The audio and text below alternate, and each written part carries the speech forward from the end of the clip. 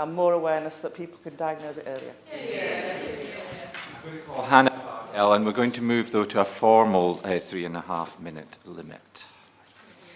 Thank you very much, Mr Mundell, and it is a real pleasure and honour to speak in this debate. And like members before me have said, I pay huge tribute and thanks to the work of Sir David Amess. He worked tirelessly to raise awareness and improve services for those affected by endometriosis. His loss is felt keenly across the House and across the causes such as endometriosis that he fought so hard for, and it will be a true honour and privilege to follow in his footsteps with my honourable friend for Kingston upon Hull and Hessel. We made a decision that we felt was very important, that it was a cross-party effort to take on the role, because that was very much the spirit in which Sir David approached this issue.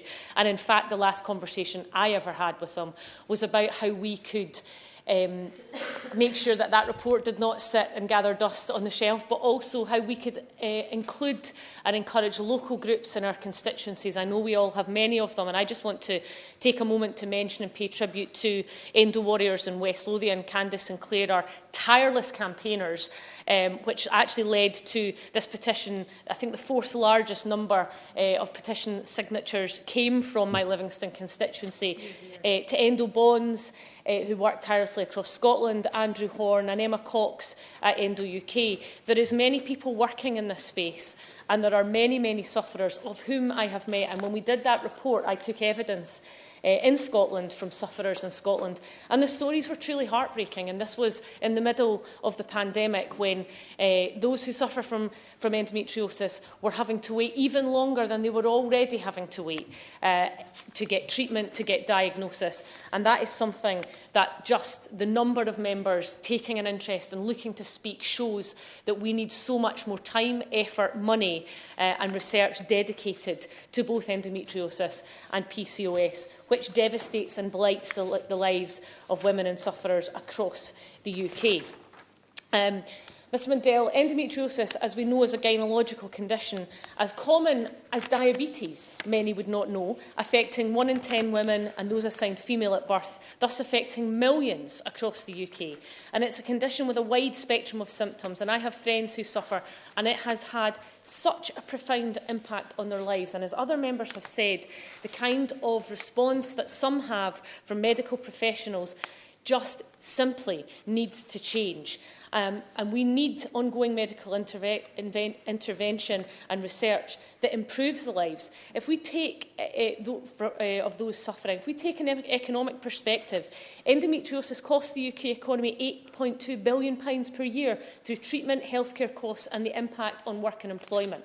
But it's not about looking necessarily at the financial impact, but the life impacts on those who suffer.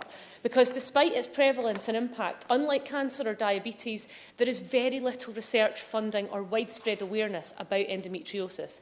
Yet it's listed by the NHS as one of the top 20 conditions which rank as pain so disabling that it can prevent you from doing daily tasks. A list which includes well-researched and funded conditions such as heart attacks, kidney stones, appendicitis and arthritis, to name a few. And as the Honourable Lady for Thurrock said just there, if it was men suffering, then, you know, I think the reality is, as those who have held positions of power for centuries, we would probably have had a solution and a cure much sooner than now. So the fact that Sir David was so determined to fight for women and fight for those who suffer and do it in such an inclusive way is a reminder to us all how we need to work and take that work forward. Because in 2018, only 2.1% of publicly funded research in the UK went on reproductive and menstrual health. That's down from 4.5% in 2014. Now, in Scotland, we have committed in the life of the next Parliament to reduce diagnosis from 8.5 years to 12 months. That's an ambitious target. And I think, you know, so often the nations of the UK are played off against each other and we compete. And of course, this is an area where we should compete, but we also need to work together because we have ideas, fresh thinking and opportunities if we can work together. And I know that that's what the Honourable Lady and I will do in the all-party group. And we look forward to working with members and having many, many more debates on this issue so that sufferers of endometriosis and PCOS don't continue to suffer the way that they have been for so long. Thank you. We really do need to stick to the time, though, if everyone is going to get their opportunity to speak. And we'll hear now from a man, Robert Largan. Thank you, Mr. Mundell. It's always a pleasure to serve under your chairmanship. And let me start by paying tribute to the late Sir David Amess and his